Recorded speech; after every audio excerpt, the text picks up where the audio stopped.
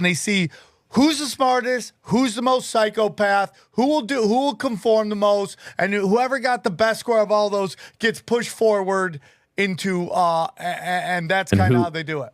And who believes it, and who supports it, and who's going to follow orders, essentially. I mean, look at the, in that light, look at the Stargate project. The Stargate project, which they already started building these computers under the Biden administration, Larry Ellison and Sam Altman, for example. These two guys who are also Israelis, and Ellison says that most of this technology is actually coming out of a place near Tel Aviv, not Silicon Valley. That's just the secondary spot for where the technology is coming from, which is Israel, in his own words, not my words. But Ellison and Altman, these guys run companies that they're going to be working with other companies. Listen to the names of these companies: OpenAI, Oracle, NVIDIA. Now, for most people, they might not think much of that, but what is the Oracle? The Oracle can see into the future, into the past. The Oracle knows everything, right? Yes. What is OpenAI? OpenAI, an eye, one eye, open an eye to watch you, right? What is NVIDIA? NVIDIA is Latin. It has two meanings. It represents nemesis, which is chaos and destruction, and it also represents the evil eye.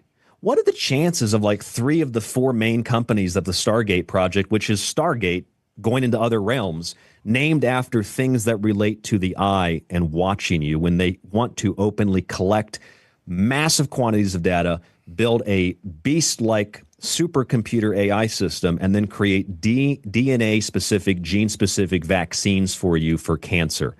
That's not coincidental. These are like modern-day techno-magicians is what they are. 100%. I mean, we've talked about 1,000 times. This guy, Sam Altman, gets in all this trouble before this and then gets promoted. Yeah.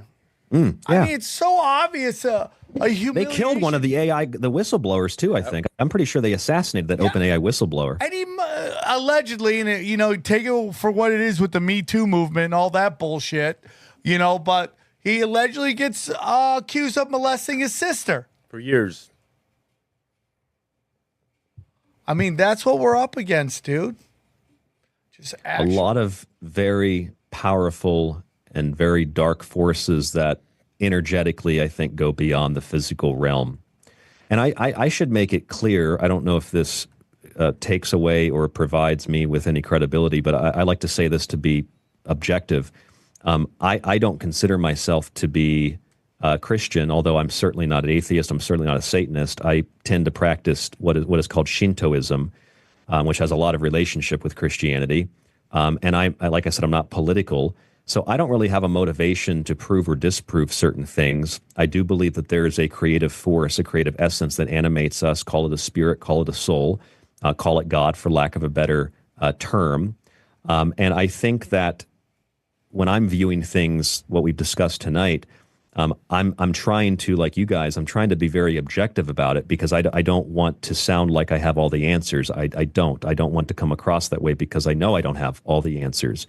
And I know that back to the beginning of the show, there's a lot of that, I think, within the intelligence community, pushed out through the social media platforms and the algorithms, where you get strong personalities that present themselves as having all the answers, and they become very popular, and people follow them and trust them because they are the, quote, authorities, even if they are the alternative media authorities.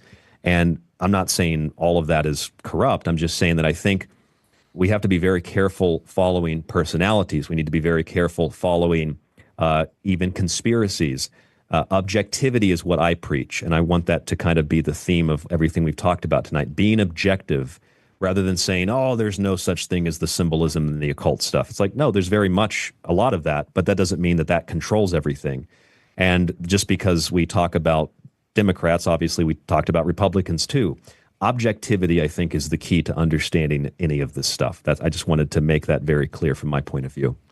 Well, I think you have to question everything all the time and not pick a side. I don't think, you pick God and that's it.